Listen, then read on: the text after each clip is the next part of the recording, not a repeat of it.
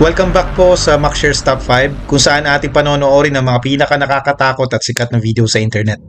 Sa ating unang video, ang YouTuber na si TechRax ay nasa isang hot spring sa Nevada na ang tawag ay Devil's Cauldron. Hinulog niya ang kanyang iPhone dito habang nagre-record ng video. Panoorin natin ang kanyang nakuha.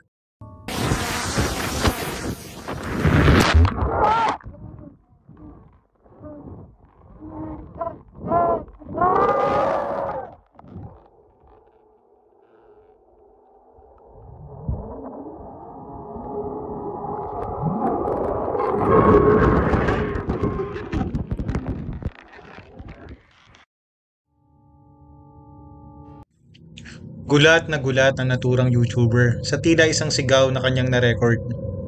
Nagtanong-tanong siya sa internet upang kumuha ng opinyon. May mga nagsabi na ito daw ay isang technical glitch. Pero ayon sa karamihan, naniniwala silang ito ay sigaw. Siguro nga ito ang isa sa mga dahilan kung bakit Devil's Cauldron ang tawag sa lugar na to.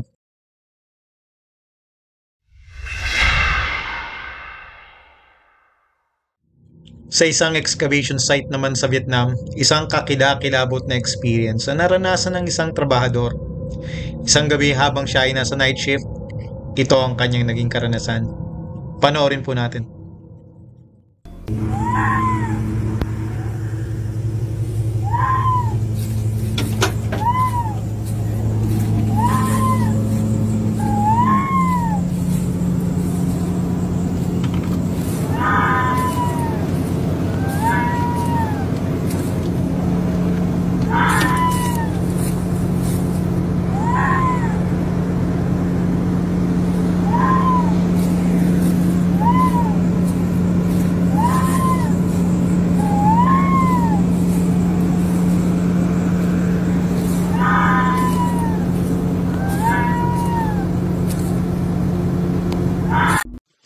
Nang kanyang marinig ang sigaw, agad-agad siyang nag-record at lumabas para tignan kung ano ito. Ngunit wala siyang nakita. Ang mga sumunod na gabi ay naging mas nakakatakot ang kanyang karanasan. Panoorin po natin.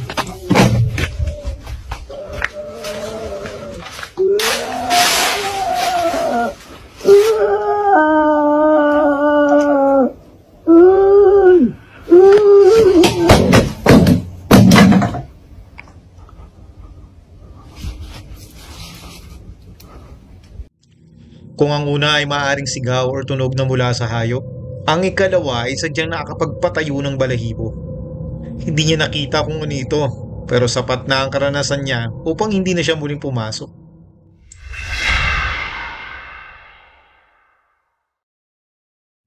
Isang TikTok user na si Franco Viega mula sa bansang Chile ang nakaranas ng sobrang nakakakilabot na karanasan sa kanyang bahay.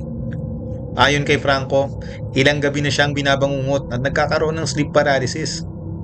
At ang pinakamalala pa, mayroon daw kumagat sa kanyang likod at ito ang dahilan kung bakit siya nag-setup ng camera upang i-record ang kanyang sarili habang natutulog.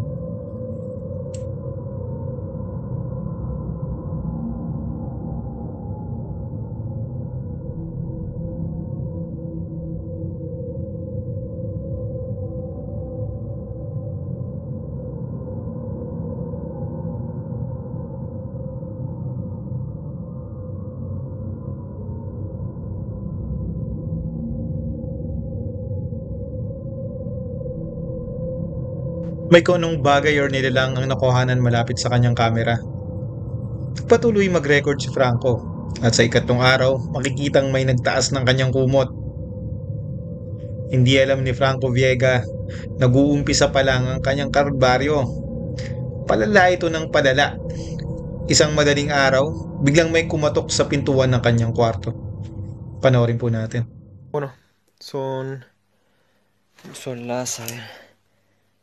las 1 de la mañana casi.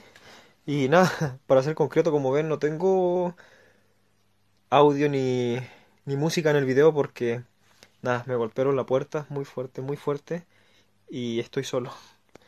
Despertamos todos los gatos y están todos muy fijos en la puerta, así que voy a mover la cámara apuntando hacia allá. Veremos mañana en la mañana o en la madrugada si capto algo. Dahil na din sa hindi may paliwanag na kumakatok sa pinto, pinili ni Franco na ilipat kung saan nakaharap ang kanyang kamera. Itinapat niya ito sa pinto. Ang mga sumunod na footage ay sadyang nakakatakot. Panoorin po natin.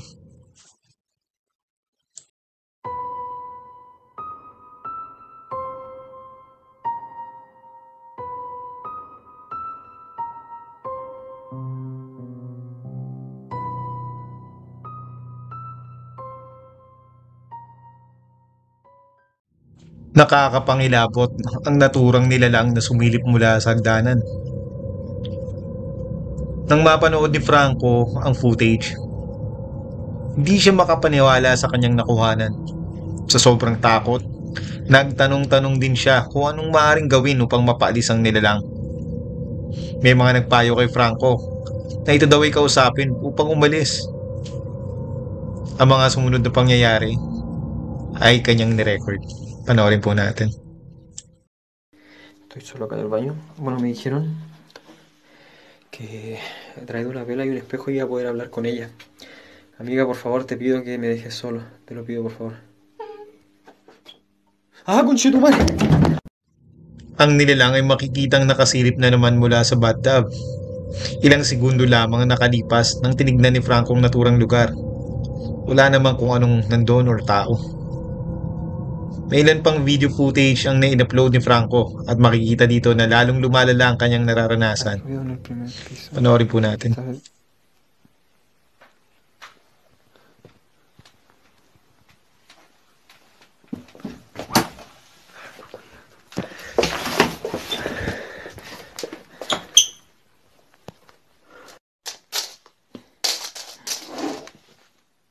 ¡Ah, conche! ¡Ey! ¡Ey! Ah, no, güey. ¡Ah, conchetumare! Ito na ang huling footage o video na ini-upload ni Franco. Hindi natin alam kung anong nangyari sa kanya. Totoo nga kaya may nagmumulto sa kanyang lugar. Ano kaya ito, kaibigan? Sa palagay po ninyo.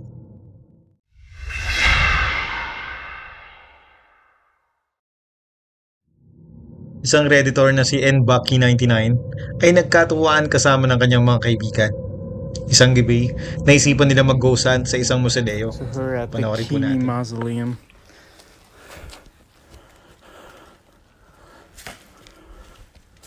Is anybody here? Hello?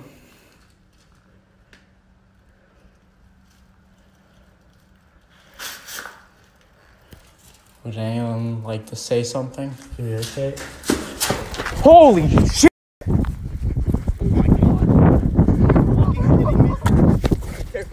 Dude, that was insane! Oh my god, that's not real, dude. Dude, I got... Maririnig natin na may tila isang hindi nakikitang nilalang ang tumatakbo papunta sa kanila. Sabi ng mga iba, maaari daw isa ito sa mga kasama ni Nbucky. Pero agad nila itong pinabulaanan.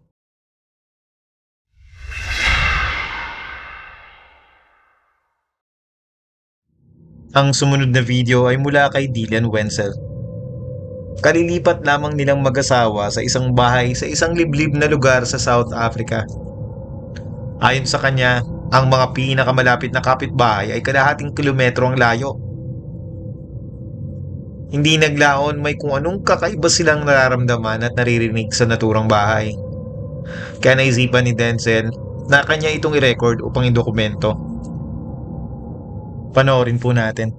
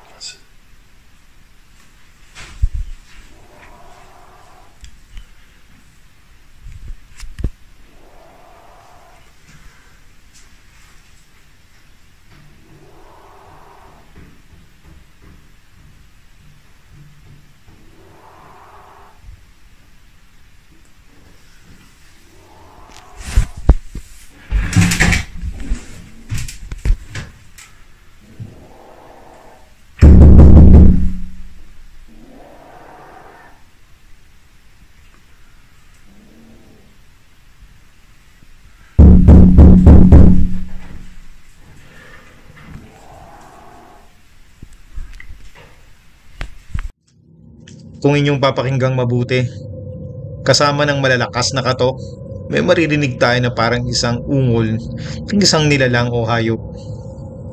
Hindi alam ni Denzel kung saan nanggagaling to sa loob ng kanyang bahay. Sa tingin niyo po, totoo nga kaya itong nararanasan ni Denzel? O ito po isang hoax lamang? Maraming salamat po sa panonood. And if you like our content, please like and subscribe. And don't forget to hit that notification bell para ma-inform po kayo sa mga bagong video na aming ilalabas. Ciao!